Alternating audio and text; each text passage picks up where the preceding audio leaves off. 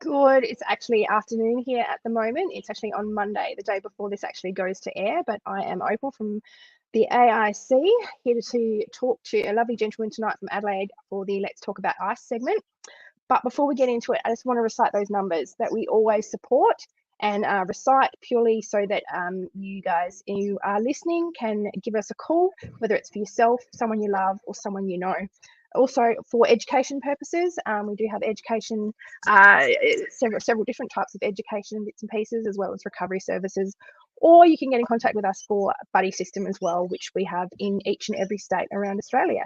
So if you are experiencing, or you do know someone that is, the number to call is 1-800-NO-TO-ICE, which is 1-800-668-6423. That number again is 1-800-668-6423. So without any further ado, here is my person, Wes, that I'm speaking to this afternoon, which goes to air tomorrow night. So Wes, welcome. Thanks, Opal. Nice to be here and looking forward to having a bit of a chat today.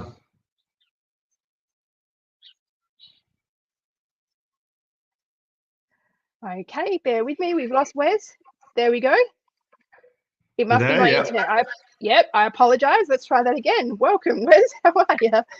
Yeah, I'm good, Opal. Really good. I'm looking forward to diving into that and having a bit of a chat and raise some awareness and be able to tell a little bit about my story, which hopefully can sort of assist some others that are going through something similar that I did. So exactly, that's what we're here for as peer support and leaders. We are here to be able to tell our story and share our story in order to help others that are going through it and make it easier than what we went through it ourselves. So tell me, obviously addiction, obviously methamphetamines, that's why I'm here. Would you like to give me a background on your usage?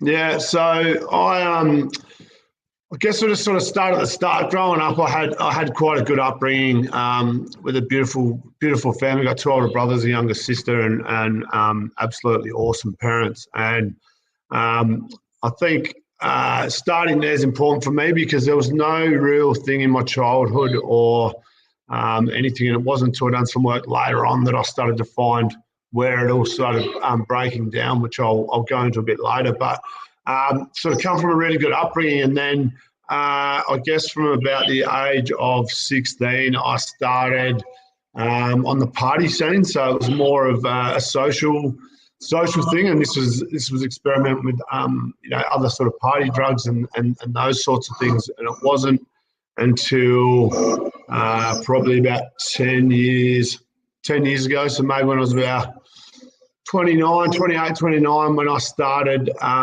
taking ice. And prior to that, I always despised it. I always had friends that had been on it that I'd always tried to assist. Are you there?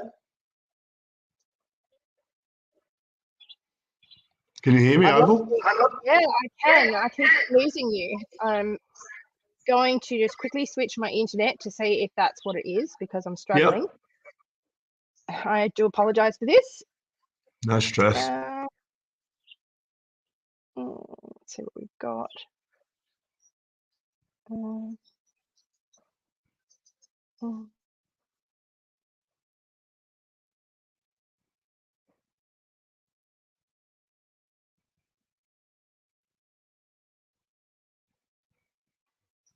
Okay, we'll try that internet connection instead. Yeah, you can hear me now? I can, yes, my apologies. So, yes, I don't know where that just slipped off, but you were talking about, you got into the party scene when you were about 16?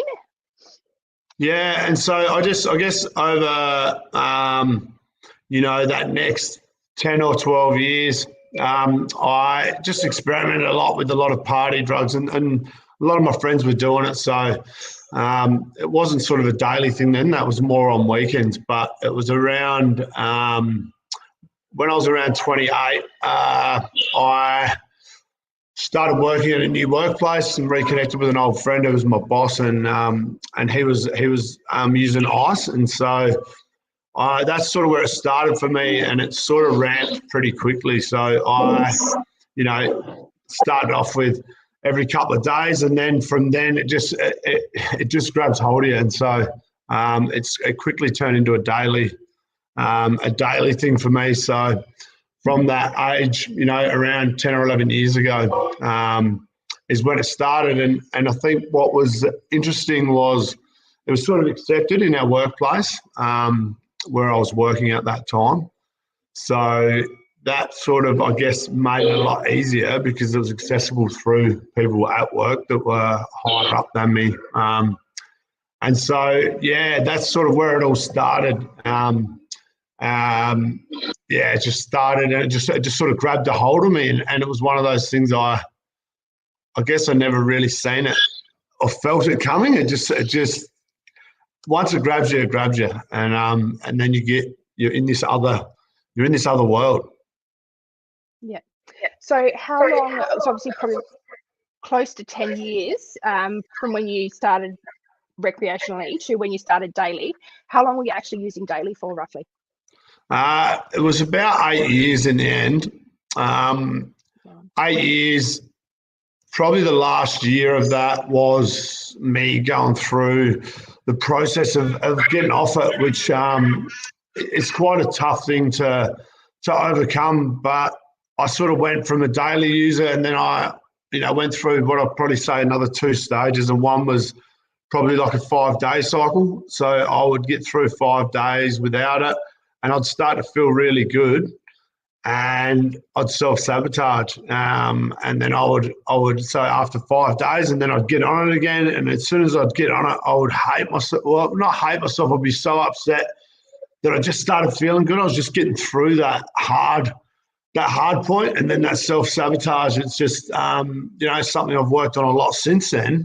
At the time, I didn't realise what it was, but so I went through that 5-day cycle probably for 6 to 8 months, and then it sort of switched over to a 10-day cycle. And to be honest, this was the hardest time for me. These were the hardest times when you have the time off it, and you start to get clear. You start to get clear thoughts. You start to feel good within yourself, and then there's this self-sabotage or whatever that is. It could be different for everyone, but I just found I kept getting drawn back to it. And those were the times that hurt me mentally, physically, more than any other time, because I knew what it was like to not have it. I think in that 7-year period where you're on it every day, you always feel good. You just feel the same. I could say you feel good, but I guess you're not your normal self. But when you're in it, you don't know what it's like to be out of it. So I feel like that cycle, when I got to that 5 and 10-day cycle, that was really tough. A really tough time for me personally. Yeah. No, I do understand. I think you said it beautifully in the sense that because you've had that clean time, you actually realize what you're doing to yourself, and you're so disappointed in yourself. And that's where you would have just started to work on your traumas and what your triggers and bits and pieces are, and then you seemingly just throw it down the drain quite quickly, which is really quite heartbreaking. So obviously, I know you didn't actually go through rehab yourself. You're one of the very many few that haven't. Obviously, you're managing all this on your own. So how did you go about that? Because there's not a lot of success rate, I'm going to be honest with you, for someone that hasn't been through a program before. Yeah. I guess, when I look around me, since I've, been able to get off it and really change my direction, and I see a lot of other cases, and I'm love to try and assist other people. And so I think the big thing that I had, which I'm super grateful for and still grateful to this day, is support. Now, I had support from my own family who they supported me the best that they knew how, like that. They didn't understand what I was going through. So, looking back on it, there's a lot they could have done different, but they were doing the best that they knew how to with what they knew. And so I'm so grateful for my own family and their support, but also my partner who's now my wife, Jess. We've known each other our whole lives, and we got together in a relationship about 4 years ago. I didn't mention before, but I've got a son who's and she's got a boy and a girl as well, and so that all played into it as well. I had a family, I had a beautiful my genetic family, the family I grew up with, and then I had Jess, and with Jess comes such great support It wasn't always it wasn't always what I wanted. Like it was, you know, she knows me. She's known me forever, and she knows what I'm capable of. So she always just tried to bring me to light, and bring me, you know, to show me what I, you know, she'd point me in the direction where she knew I wanted to be. And so that we butted heads a bit, but all in all, her support was, you know, by far. If I look back now and she wasn't around, then I think I would have found it really hard. And within Jess, and Jess's family, her younger brother and older brother, I'm very close friends with both of them, and those guys, like, you know, her older brother was the first person ever, and this was when I was in it. I was probably halfway through my daily addiction. Her eldest brother was the first mate of mine that ever came to me and just said, "What's going on, man?" Like, he goes, he just came at it in a way. He said, "I love you and I care for you," and that was huge, because I had so many other people come to me saying, "You need to stop because of this, because of that," and they were all just, they didn't know what else to say. They were just shooting, "Oh, because you're family, because you're different, because of money." And I'm like, well, I'm having no issues with money. I'm a good dad. You know, you drink alcohol and I smoke cigarettes, like, you know, when people use things. But he was the first person that come to me and actually just goes, "Look, man, I love you.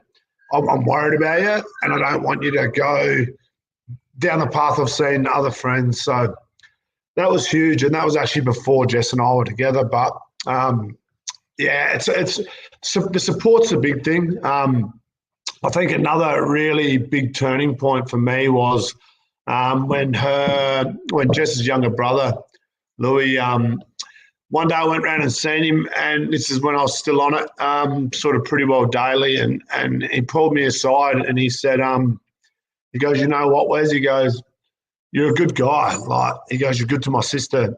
You're good to my nephew and niece. You're good. You know, you're a good father. You're a good friend." And he's like, "If you need to wake up in the morning and you need to smoke ice, and that's what you need, then who cares, man? You're a good guy." And what's ironic about that is when I left there, I just started having these thoughts like, wow, I'm better than this. Like, I actually don't need it. Like, and it's just that, you know, it's that unconditional love and support, and that's been my, you know, and you mentioned before about me not have been to rehab. That's been my superpower. Is I've had the most beautiful support from my family and friends, and my partner, which has just made the journey so much easier, and I've just felt so supported through all of it. Even times when I'd relapsed, and I've mentioned to you before, you know, normally if I would early on when I'd have a relapse, I would just be like, "That's it, I'm back to square one." And another close friend of mine sent me a message one day after a relapse, and he just said, "You deserve to be loved at your worst as much as you do at your best." And that just, like, that still gives me goosebumps now and brings a tear to my eye, because it's so true, you know. It's so true that we just go, "Nah, that's all over, I'm done, I stuffed up." But the reality is, I've worked so hard to get where I am, and there's no way a relapse is going to take me back to where I was when I started this journey. So I think that's just a really powerful message, that to never give up. Like, just never give up giving up. It's, you know, everyone has times when you're gonna you know, have a weak moment or whatever it is, but it's just a matter of, like, going, that is not taking me back. That's just a little step in my path to where I'm going. So that's been a really, really valuable and important learning for me personally. Yeah. Yeah, there's a few things that I want to unpack. Firstly, you're right. One of the things that I talk about when I talk in addiction centres, and even when I go back to Matrix and things like that, I actually talk about the fact that it doesn't matter how many times you actually do slip up. What matters is that you actually just keep going, and you keep going back to where you were, you keep coming back and sitting in that room, you keep going back to those people or those loved ones that love you to be able to get that support, to be able to help you to get where you need to go. The other thing that was really important there, we got a little bit emotional, you're talking about the fact that someone else had actually seen where you're at, and rather than give that whole, you shouldn't be doing it and it's bad for you and don't you know what you're doing, and all those sorts of conversations. And funnily enough, I actually talked about this with Rob in an earlier interview last year sometime, is that we really need to normalize those conversations about having exactly what your brother-in-law did for you. Like, it's not about telling them what the hell is wrong or what they're doing wrong, but it's about just showing them love and support and coming in as a loving person, quite holistically, in order to be able to counteract that. And unfortunately, there is a lot of stigma, and I think the societal norm needs to change around that whole way in which we actually approach someone that's actually in active addiction. So with that, is there anything else you could add to what people can do to be able to help with that, changing that societal norm? Because I think that's one of the really big things that we need to get out there and to be able to teach people as well, in order to be able to help the ones that are coming through it. Yeah, that's a super important thing that you've brought up. And again, it's something I feel really strongly with, is that, too many times when someone's caught in addiction, they're not making the choice. They're not weak. They're just caught up in that thing. And now, whatever that is, you can't possibly look at a person and understand why they're where they are, because there's a whole series of events and things that have happened in their life you can't understand. A big thing that I felt myself when I was in the middle of my addiction was I had certain friends and things and people, and where they actually distance from you and they start to segregate you, and it's like a disease. It's like people are scared they might it's just, you get this and you start to feel really alone. My advice and what I live for is that if someone's struggling, go and give them a hug, tell them you love them and you support them, pull them in, don't push them away, because it's the last thing. Someone who's in the situation where I was already knows they're not living their best. I already knew I wasn't living my best life. I already knew I had some things going on, but I didn't need people to continually tell me how bad I was doing or what I was doing wrong. Like, I look at these, 4 instances, like with my wife and her brothers and even my own family. But those times when I had unconditional love and support, when people just shot at me straight, like when Ryan said to me, like, he wasn't trying to pull the cliche, oh, it's bad for your health, it's bad for this. He was just like, look, man, I love you. I genuinely love you and I'm worried for you. And to me, that's just like, that's real, So I think dropping the everyone tries to go above, like, to these real heavy hitters. Oh, think about your kids or think about this, and it's like, why don't if you just step back from that and actually come at it in a real focus, which is love and acceptance. That's what that's anyone that heals without any outside help is from love and acceptance, like unconditional love. So I think that whole stigma you're talking about in society, there's this really jaded view that ice addicts are the people sitting on the street picking their skin off, stealing purses and whatever. Now, I'm not saying that they're not doing that. There is some doing that, but the reality is, it's your bus driver, it's your lawyer, it's the person serving your coffee, it's the person sitting next to you at work. Like, I was I was general manager of a huge business, traveling overseas, taking huge corporate meetings and stuff. Now, people don't perceive that that's possible, but there are so many functioning drug addicts, ice addicts in society. You can't who they are. It's not just the one on the side of the road under a blanket and whatever. It's literally, it's people all around, and that's where I feel like there's this real disconnect between what people perceive a drug addict is and what the reality of people that are struggling with addiction. It's a really big issue at the moment.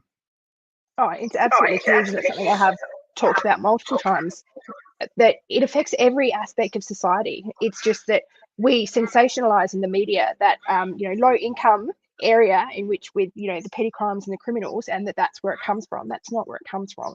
Yes, it might be part of the trade and stuff, but it actually affects everyone, like you said, your next door neighbor, your doctor, all sorts of people, which is actually really quite scary.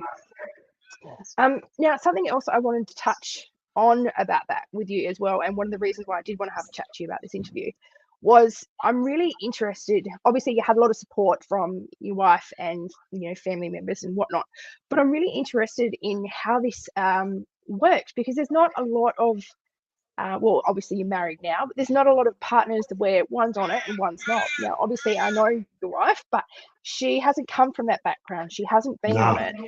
She doesn't have that experience or that lifestyle you did. Like, how did that work? Like, was it rocky? I find it fascinating because, tell me. Look, Jess is like, from her. She'd have her own version of this whole event. Our life so far. But I think the thing is, it was definitely rocky, and the things that she had to put up with in that period. Like, I would spend most nights at the start of our relationship, I would jump on my motorbike at midnight and I'd go riding out in the hills all night until 6 a.m. Like, now we constantly were trying to, she wanted the best for me. I think the biggest thing for Jess and I, she's known me my whole life. So I feel like if it was someone who had just walked in, then they wouldn't have stuck around. But she knows me as good as anyone. She knows my good, my ugly, my everything. She knows all the bad things I've done, the good things, and everything in between. So I think having that connection, that lifelong connection, we've always been friends, that was definitely had to have played a part in it. But Jess is absolutely solid. Like, the things she's been through, and look, it went both ways. There's a lot I had to go through as well, with the resistance and stuff that was caused, because I, in my head, always sort of said, look, there's a set time when this will stop. It's already set in the future, and by trying to make it happen today is only prolonging and dragging that out. That was my internal. That's what I felt about it. Now, you can easily say that's an easy way to to keep on. Yeah, 100%. And look, there was times when she'd feel guilty like she's made me do it. I would make her feel guilty like she's made, and it's just like this crazy web of, if she had resistance to it, I'd do it. So she'd be like, oh, well, I won't have resistance to it, then I'd do it as well. And so it was like she was in this no-win situation with it. And so I, very regularly tell Jess how much I love and appreciate her support through all this, because I honestly believe I probably couldn't have done it without, I couldn't be where I am right now without Jess by my side, like as my partner, and so much more. Like I said, we've got 3 kids between us, and if I look at my life now and 2 years ago, it's just like, it's absolutely unbelievable. Yeah,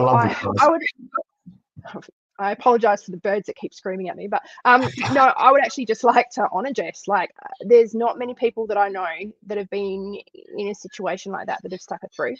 And she seemed, well, from what I know of you guys, because I've known you for a little while, but she's been rock solid by your side. And to have that love, that compassion, that grounding, that desire to help you, I think is just, it's something I've never come across. It's really beautiful and really something to be honored, to be cherished. And more than that, just exactly like you said, you always tell her that you love her because of what you put it through. Absolutely. She really needs to be commended on this. And, if anything, I hope, I know you're both helping, I believe you're helping people in addiction space a little bit, but you've both got businesses as well. But just to be able to, bring this sort of stuff to light, I think at some stage in a book or something, or, some podcasts or something, I think is really important for you guys, because not a lot of people have that.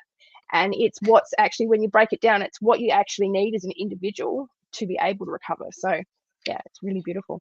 Yeah. I think just on that note, like I've done a lot of work to get where I am right now, to be sitting here with you and to be super comfortable to share this. And I know we were maybe 6 months ago we were going to do this, and then there's been some things going on, but just our story will, when the time's right, will come and through even just through that time and that period of the things she had to work through for herself.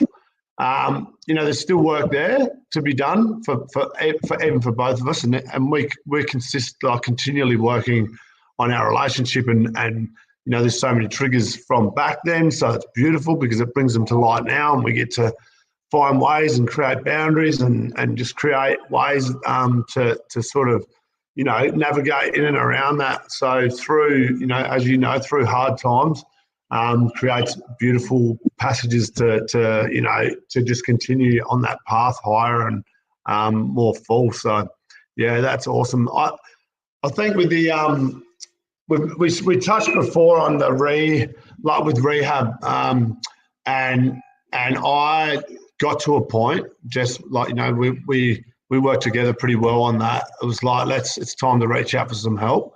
I was having I had like a 2-month stint off it, and I was kicking goals in regards to, but I just couldn't kick it. I just kept getting stuck in this. I think by then it was like the 10-day cycle. So it'd be, I'd be 10 days off it, and then I'd be on it for 3 days, and then I'd have 10 days off it. And it was like a 2-week rotation sort of thing. And so we were like, let's find somewhere. So we did. We reached out to a few different places, and then we got booked in somewhere, and so it was like in a month's time. We're like, yes, in 1 month's time, I'm going in for this, going for this initial meeting and whatever. And so I spent that month, getting on it because I was like, I always knew when it was time, it was going to be time, and that was it. And so, unfortunately, just before, probably like 3 days before that date, I got an email, a text message notification saying that,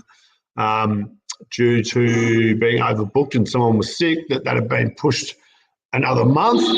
And so that was pretty heartbreaking. But so it was like, nah, all right, cool, that's what it is. And so we waited another month, and then it happened again. And I had been going to community groups at the beach doing breath work and ice baths, and met some beautiful coaches and stuff down there. And so I just reached out to one of the coaches and just said, look, I want to do some work. I want to find some stuff that's underneath all this, and what those self-sabotage and self-worth was another big one for me.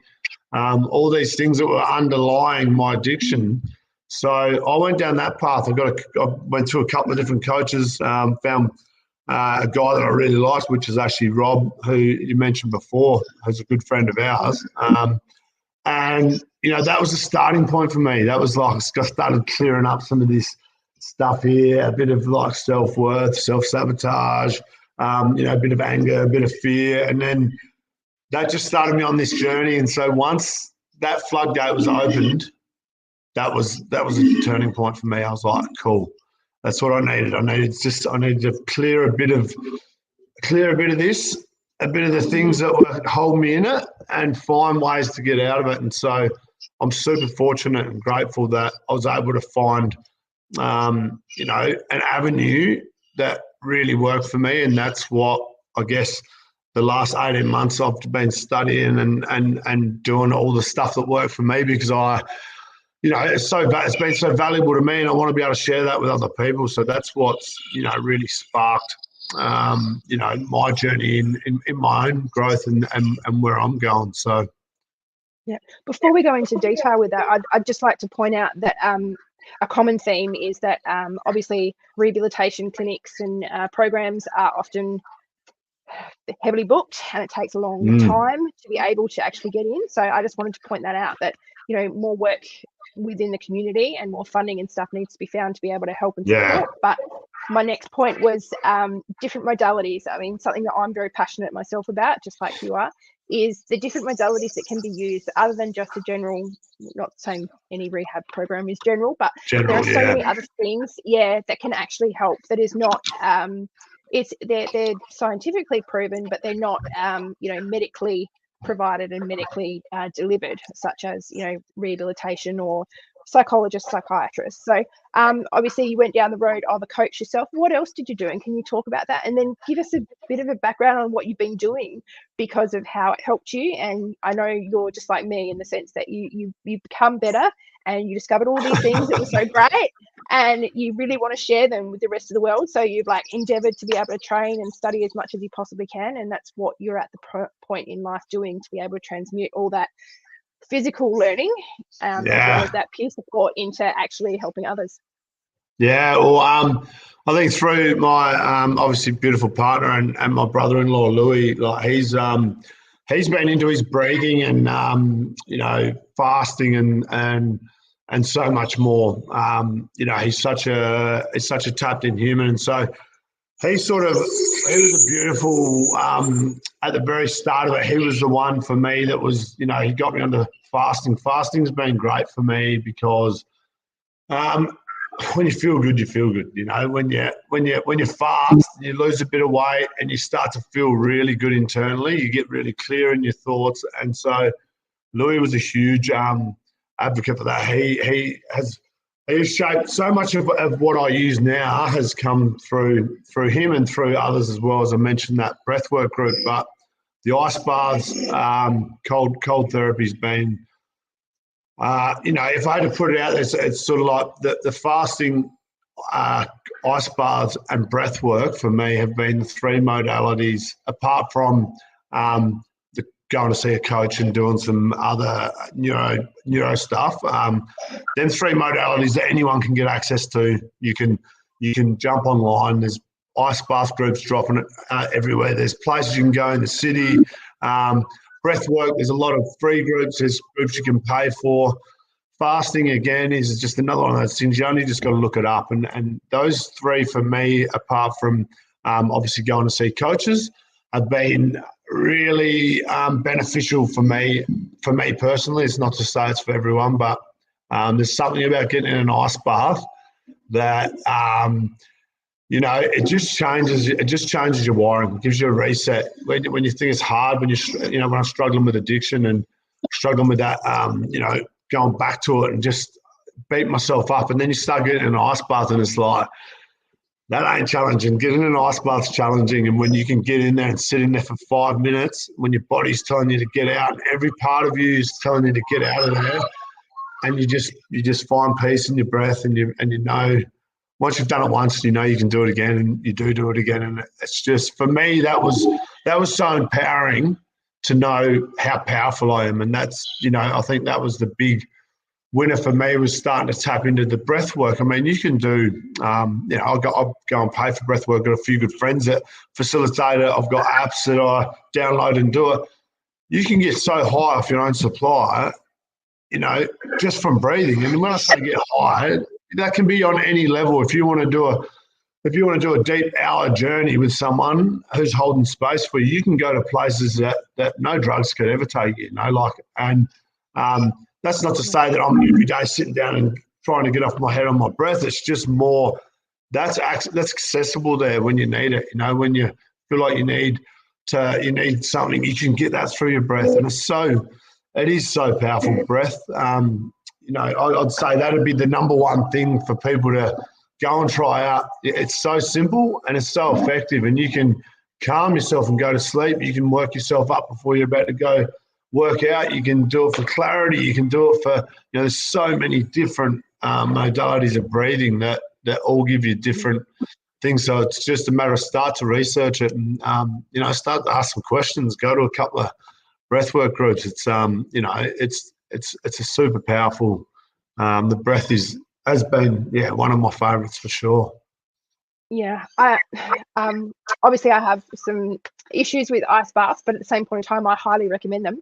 I went through my own experience, but we won't touch on that. But I mean, they do amazing things, and the way in which it actually resets your body and helps with cardiovascular system and all the rest of it, which is why we use the breath work before we go into it to be able to get everything ready. It's just brilliant. I mean, I know for myself, I loved it so much, the breath work, that I went and did my breathwork qualifications, and I am now qualified. I'm actually looking at Awesome. the next steps so that I can actually go and teach it. But we'll get there. But it's highly recommended. And like you said, it's not just, it does mimic some of the the highness, I guess. But at the same point in time, there, like you said, so many different things. I mean, I know I've got a couple clients who use it to help with weight loss and regulation, emotional regulation.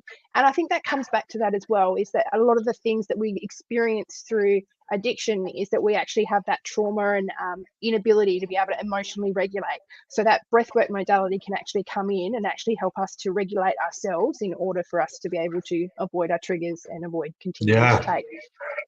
Yeah, I'd love to just quickly share on like some, because it obviously, as we mentioned, I didn't go to rehab, but I sort of went to go see some coaches and did a lot of unpacking. And over the last 18 months, I've done over 400 hours of training in NLP, neuro-linguistic pathways, in hypnotherapy, timeline therapy, advanced life. So I've just been studying, my wife as well.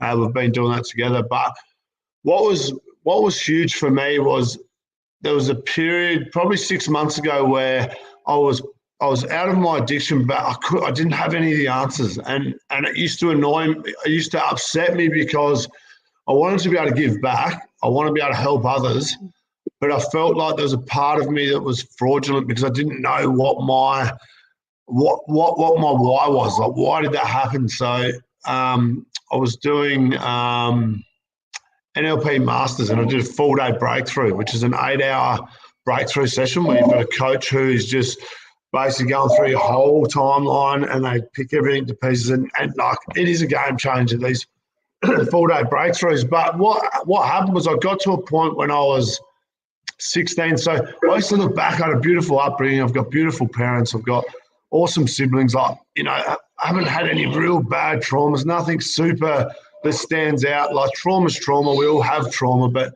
nothing substantial that really gave me any answer. And so during this breakthrough session, the coach that I had, a guy coaching me, Phil, is an absolute legend, and was talking. He's like, tell me about your life, and we got to when I was 16, and I said, we sold our farm in a small town where we grew up, and we moved to a town called, like, over near Adelaide.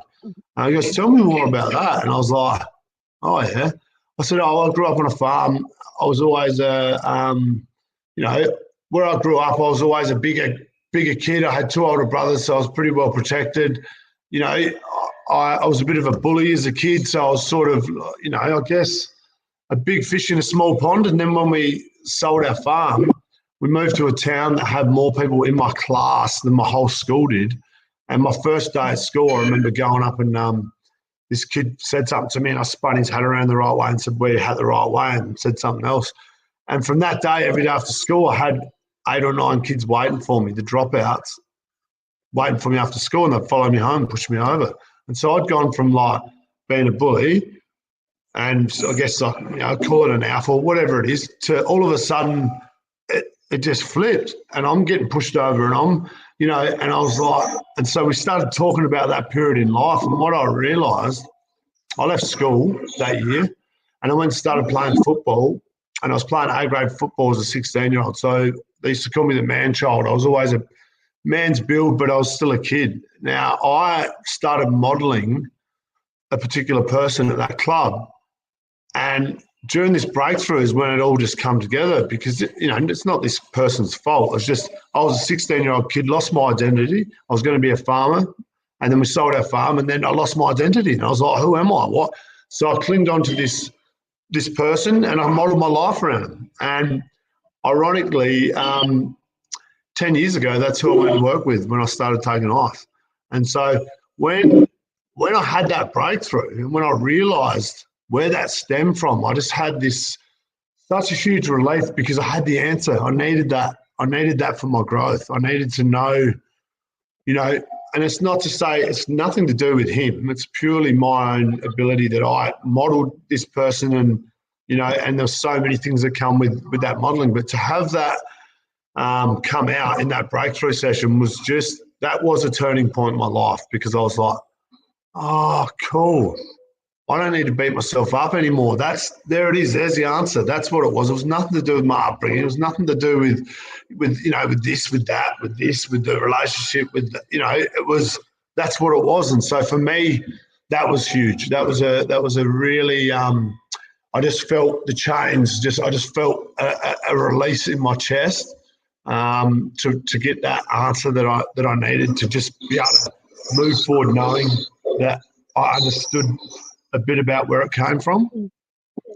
No, I think you're right. We have to understand what actually caused it in the first place, and for everyone, it's slightly different. Listening to that story, that's still trauma. It's more of an identity trauma, because you were trying to base your life and expectations on someone else's, and which was unattainable for you because you're Wes, you're not here. So there was, so there was always going to be that, that gap in which, that use would have fed into it without you actually even realizing. So it is still trauma, and you do have to figure it out, but it takes people a long time to be able to figure it out. So tell me about all these modalities. Would you recommend them for other people, especially even if they want to get in programs, because it takes so long to get into programs and stuff like that? But what would you recommend for people that were trying to get clean but couldn't get into a program, these sorts of modalities or anything else? Look, 100%. Let's say, if a scenario was different and I could have got into rehab, I still would have done what I was doing and going to the coaches, and I would have, it was just the way it worked out. Fortunately, I was fortunate enough to find something else, which was I went and got a coach who specialised in NLP, which is neuro-linguistic pathways, and so much, as we just said before about trauma. Now, I was saying I haven't had big traumas and whatever, and obviously I have had trauma. But so many people, and I'm one as well, and I'm learning more and more the more I study, is that people always think trauma is, getting bashed, getting verbally abused, getting sexually abused. That is trauma, don't get me wrong. But, it can be something that you look back on that's small in your head, but trauma's trauma. Trauma doesn't have a scale. It's like someone could have been physically abused and someone could have not got the shoes they wanted when they're 10 years old, and that was the biggest trauma in their life. That is trauma. That's the same trauma. It doesn't matter that when we perceive it that it's not, that doesn't hurt, that's not physical, that's where we get caught up in trauma's trauma. It doesn't matter what it is. But as far as NLP's been massive for me. Hypnotherapy is a very strong modality to get into the unconscious mind and actually get past the conscious thoughts and go and find some things that are a bit deep, a bit deeper in that unconscious mind. Now, everybody's got them there, and a lot of people, I've been coaching now for a bit over a year, and I've been fortunate enough to be able to work with a lot of different work with anywhere from children to young adults to men and women, and it's such a beautiful thing to be able to give back. It's so nice to be able to work with people that are like, I don't have any deep. I've got nothing deep. And well, that's okay, but let's just go on a bit of a journey and use these one of the many modalities, whether it's through hypnotherapy or NLP, talk-based therapy. And all of a sudden you find they're like, I didn't realise. And what? Yeah, let's keep going down there. Let's go a bit further down that. And it's, it's so beautiful because it's a very gentle way to sort of go back and find some of these traumas without, I guess, having to be, to have it so raw. Through NLP, timeline therapy, hypnotherapy, you can very gently go back, and there's a lot of ability to pull people out and away from the specific whatever situation they're in, so that they don't feel that anger, hurt, sadness, fear, whatever it is, you're going back to clear. So it's a very gentle approach. And to be honest, looking back at my addiction, once I'd start to have these little tics, like I had some anger issues, and so I went back through timeline therapy and did some stuff on anger, and then that just let go of one string. It's like a front wheel on a bike with all the spokes, and then I just tapped one off, and then it was the fear, and so then that just knocks one more off, and then self-sabotage. Go back and do some work on that. Go back, do some more work on it. Knock another one. And so once you knock enough of them off, it's weak enough that you can then get to that one, which was obviously for me. I got to go back and find out that time when I was 16. And if I hadn't done the other work, if I hadn't have been doing the other work around that situation, I would never have got there. So I think if my advice to people is if they're waiting to get into somewhere, just look around, find some other modalities. Look for someone who does NLP or hypnotherapy, and just give it a go in the meantime. Because you can loosen a few of those spokes before it's going to make your journey so much easier when you do get into rehab and are able to get deep with that. So yeah, I think one of the other things that people fail to recognise is the fact that the timeline of recovery actually takes a long time. Just the absence of drugs doesn't actually make you whole or fix you. I mean, I know it took me a good 18 months or so before I felt capable or wanting to, or, I still didn't know where I was going, but it takes a long time, and you have to get to all of the bits and pieces within you in order to be able to move forward. Otherwise you go back. But at the same point in time, like you said before, you stuff up, you just come back and you try again. So that's 100%. 100%. It's a painful process. Because doing the work, you hear it a lot. It's, it gets said a lot, doing the work. But the reality is there's always something. And as long as you want to be on that path of alignment and you want to be your best version of yourself, then as much pain as it is, it's the reward is so much greater than the work you've got to do to find, because you got to do it at some point, or or it's there forever. So yeah, I think it's just start somewhere. Yeah, that was going to be my next question. What would you say to people that are either in full addiction or in that point of wanting to get help, or possibly having small parts of absence? What would you say to them? I think the biggest piece of advice I'd give is just own it and be honest. Like, I think I've had a few, I've worked with a fair few people now, and someone will come to me and say, I've got a problem with this, and I'm like, sweet, you've just done the hardest thing.